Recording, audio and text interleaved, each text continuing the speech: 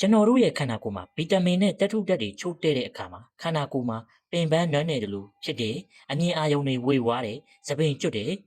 စိတ်ပင်ပန်းတာတွေဖြစ်တယ်ပြီးတော့အာရုံစူးစိုက်မှုအားနည်းတာတွေဖြစ်လာပါတယ်နော်ဒါတွေကဗီတာမင်ချို့တဲ့ရတဲ့အကြောင်းရင်းတွေကြောင့်ဖြစ်ပါတယ်အဲ့တော့ကျွန်တော်တို့ရဲ့ခန္ဓာကိုယ်မှာဗီတာမင်တွေချို့တက်နေပြီဆိုရင်ဒီဗီတာမင်တွေကိုဖြည့်ဆွတ်ဖို့အတွက်လိုအပ်ပါတယ်ခင်ဗျနော်အဲ့တော့ဒီဗီတာမင်တွေဖြည့်ဆွတ်ဖို့ဆိုရင်နော်ကျွန်တော်စီမှာ multivitamin and mineral ဆိုတဲ့ဖြည့်ဆွတ်စာလေးရှိပါတယ်အဲ့ဒီဟာလေးနဲ့ကျွန်တော်တို့ခန္ဓာကိုယ်မှာလိုအပ်နေတဲ့ဗီတာမင်ဓာတ်တွေကိုဖြည့်ဆွတ်လို့ရပါတယ်ခင်ဗျဗီတာမင် B1 B3 B5 B8 B9 B12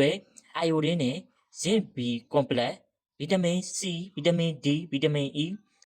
ကယ်လ်ဆီယမ်မက်ဂနီဆီယမ်အိုင်ယွန်ကောပါ A ခရိုမီယမ်မိုလီဘီဒနမ်စတာတွေအကုန်လုံးကဒီဘူးရဲ့ဆေးတစ်ထောင်စီတိုင်းမှာပါဝင်ပါတယ်ဗီတာမင်နဲ့ဓာတ်ထုဓာတ်12မျိုးကဘာတွေကူညီပေးနိုင်တယ်လဲဆိုတော့ကျွန်တော်တို့ရဲ့အုံနောက်နဲ့အာယုံကြောကိုအားဖြည့်ပြီးတဲ့နှလုံးကြွက်သားတွေကိုတန်မာစေတယ်အမြင်အာယုံကိုကြည်လင်စေတယ်အယိုးနဲ့တွားတွေကိုတန်မာစေတယ်အရည်ပြားတွေသပင်လက်တဲခြေတဲတွေကိုအားဖြည့်ပေးတယ်